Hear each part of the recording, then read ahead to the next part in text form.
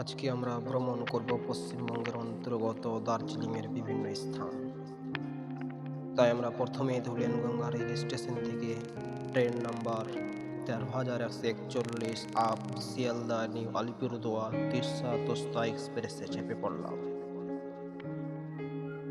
এখন সময় রাত্রি ৮টা বেজে ৩৮ মিনিট।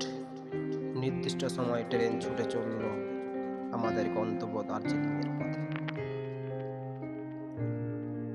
এখন রাত ২টো ১০ মিনিট। নেমে পড়লাম নিউ জলপাইগুড়ি এনজিপিতে। চেপে পড়লাম শেয়ারিং গাড়িতে। শেয়ারিং গাড়ির মূল্য ২৫০ টাকা প্রতিজন। এইভাবে আমরা পৌঁছলাম দার্জিলিংয়ে। এরপরে আমরা রুমে এসে ফ্রেশ হয়ে ভ্রমণের উদ্দেশ্যে বেরিয়ে পড়লাম। আমাদের ভ্রমণের প্রথম স্থান রক গার্ডেন।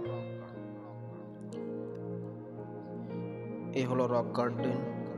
এটা দার্জিলিং শহর থেকে ১০ কিলোমিটার দূরে চূর্ণু জলপ্রপাতের চারপাশে একটি রক গার্ডেন তৈরি হয়েছে।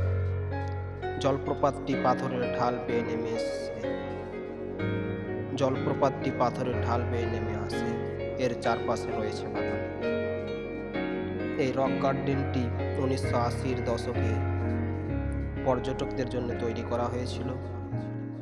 জলপ্রপাতটি এমন এক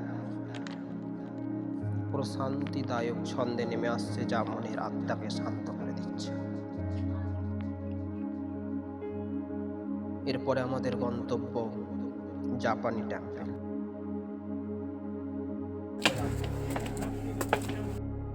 উপস্থিত দার্জিলিংয়ের আমরা এই মুহূর্তে জাপানি টেম্পেলে এগোচ্ছি। ১৯৭২ সাল নাগাদ নির্মাণ করা হয়।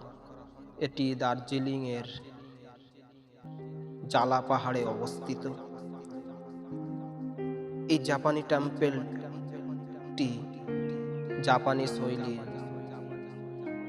উপস্থাপন করে। এটি নিপ্পনজান মহাজ বৌদ্ধ মন্দির নামে পরিচিত। এটি নিপ্পনজান মায়োহাজ বৌদ্ধ মন্দির নামেও পরিচিত।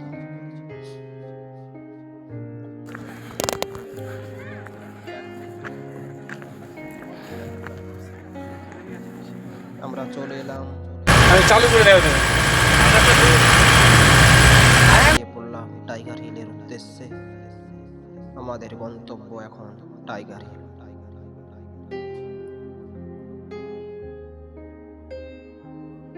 অতি সকাল সকাল আমরা পৌঁছে গেছি দার্জিলিংয়ের টাইগার হিলে। এটি দার্জিলিং থেকে ১১ কিলোমিটার দূরে অবস্থিত। এই টাইগার হিলের উচ্চতা ২৫৯০ মিটার অর্থাৎ ৮৫০০ ফুট উঁচুতে অবস্থিত। এখান থেকে মাউন্ট এভারেস্ট ও কাঞ্চনজঙ্ঘা পর্বতের দৃশ্য খুব সুন্দরভাবে দেখা যায়।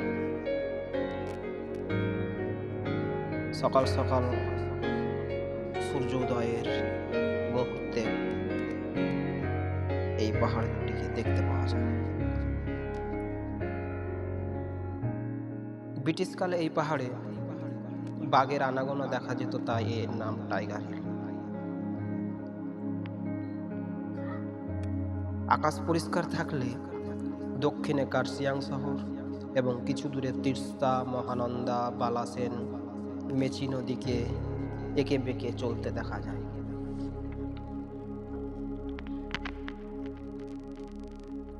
চোলা পর্বতের পিছনে তিব্বতের চুমল রি পর্বতটিও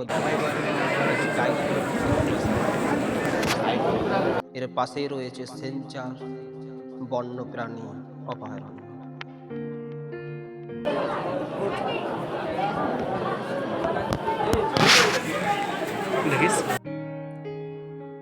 আপনারা যেটা দেখছেন এটা হলো বাতাসিয়া লুপ। এটি একটি রেলপথ। এটি ১৯১৯ সালে চালু হয়েছিল।